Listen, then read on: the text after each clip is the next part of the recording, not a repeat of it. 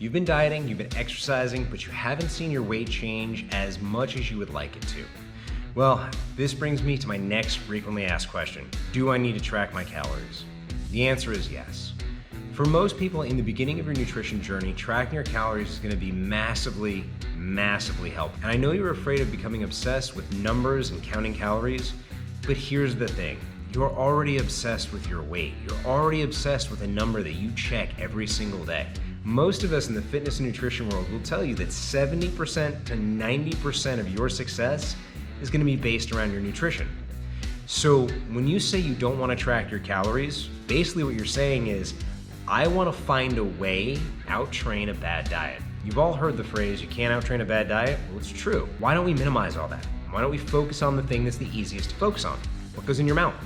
The really easy part about that is your mouth is below your eyeballs, so you should be able to see everything you eat. The pro versus cons of tracking your food, if you come to your trainer and go, you know what, I feel like shit today, and that trainer goes, well, what'd you eat yesterday? You can go, I ate this.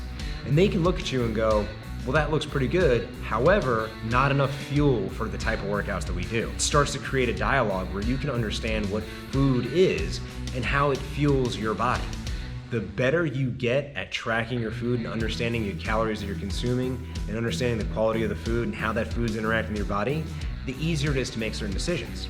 As for instance, my wife can't eat avocados. People would say having a half an avocado a day is not bad.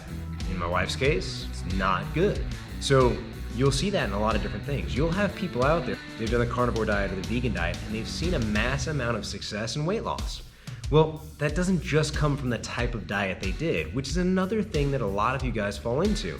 Instead of just tracking your calories, you're like, well, what about that type of diet? Will that work for me? It could, and I've said it before, if you don't like vegetables, a vegan diet would be the worst thing that you could do. If you don't like meat, a carnivore diet would be the worst thing that you could do. Just because your friend did it and was successful. Dan said we were having burgers. If Dan jumped off a cliff, would you? If it doesn't fit for you, it's not gonna work. The cool part about any of these apps that are out there too is they do the math for you. They tell you how much carbs, how much protein, how much fat you've had. And I think that's a big part of why people need to actually track their fuel. Because a lot of you will go out and you're like, well, I had some nuts and they're a great source of protein. Whatever commercial said that, I want to find them and I want to beat them about the head and shoulders. Literally, I don't know where that came from. There's no nut out there that is basically a great source of protein. It's a better source of protein than a potato, I guess, or maybe some broccoli. I don't really know. I don't know where that came from. I don't know how we got there. But yeah, that's one of the reasons why you want to track your food. Because all too often people are like, well, I have a really high protein diet. I have 2 egg whites, I have, a half cup of nuts, and I eat a lot of vegetables. That's a lot of protein, right? No.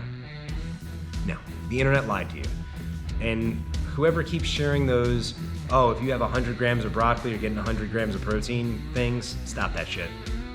I don't know where your math came from, but I think it's for every cup of broccoli, you're getting somewhere around like 5 grams of protein. So in order for you to get the equivalent amount of protein that you would get in an 8-ounce steak, would be somewhere around like 10 cups of broccoli. Good luck. And then do me a favor, right after you get those 10 cups of broccoli down, go out and buy an adult diaper and try not to leave your house because it's not gonna end well for you.